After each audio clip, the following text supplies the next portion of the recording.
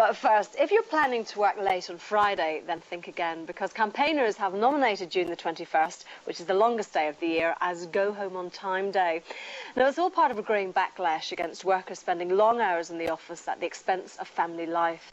In a moment, we'll be talking to one expert to find out how you can beat what's being called parental stress syndrome. But first, Stephen Gardner has been finding out about the harsh effects of office life in the 90s.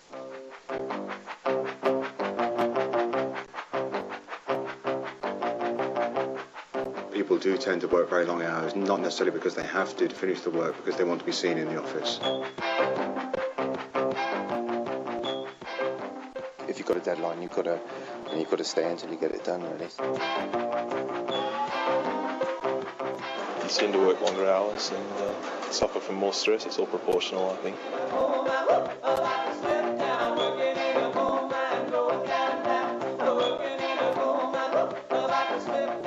I enjoy my time with my family, and I don't spend as much time as I would like to with them.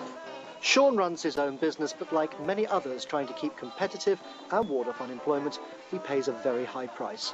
In the overstressed 90s, he's part of a new breed who seem to live more in the office than they do at home, and it's all too common a story.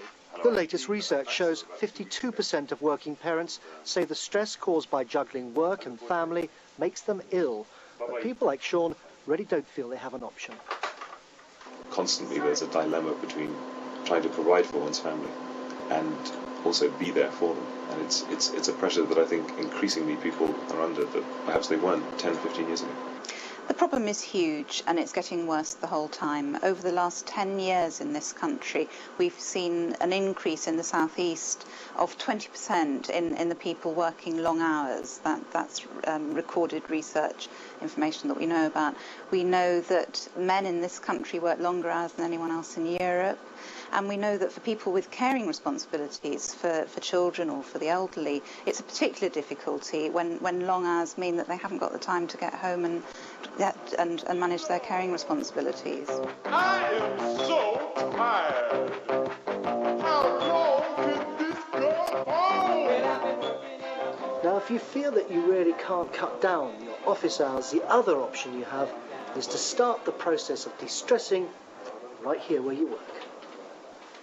This is one company which is attempting to tackle the problem of stress by providing its workforce with on-site massage once a week, an import from America which is rapidly catching on over here. Automatically you're clear in the mind, the shoulders are much more relaxed, your breathing generally is more steady, and you have more clarity, there's more energy there. And that's only with a 15-minute treatment. And even to things like twisting in your chair to look around behind you, you actually suddenly realise that you could do it like you could when you were in your teens. But for Loretta Vince, there was no such help at work. 1.5 years ago, she decided to opt for voluntary redundancy when the stress and long hours got too much. She felt she had a simple choice to make, either continue to work or have a relationship with her daughter. What do you think you've gained